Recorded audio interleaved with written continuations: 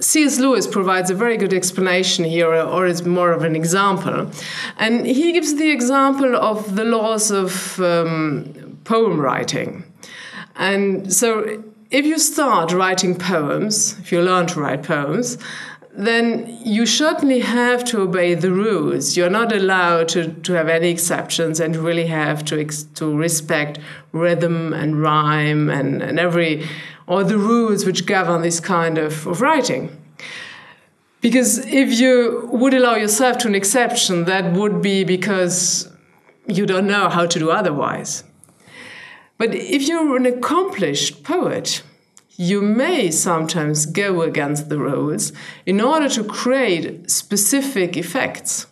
And then it's no longer that you don't know how to do it according to the rules, but you use, or it's a very conscious decision to go against the rules in order to create specific effects.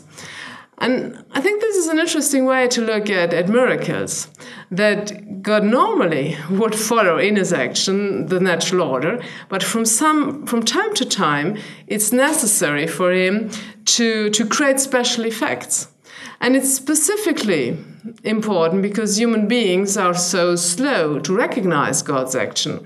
And that's once again, in fact, C.S. Lewis's argument in his book on miracles, where he says, most of the time we don't even realize that it's God behind all the natural happenings. So from time to time there's a miracle, so that we would recognize that everything comes from his action.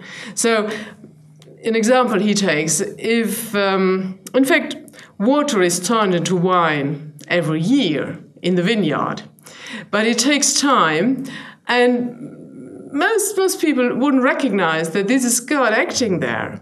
And so when Jesus at Cana then turns water into wine, then people will say, okay, this is a miracle. There is something really supernatural, and it points towards God. But it should help us to realize that even in the natural turning of water to wine, there's the Creator behind it.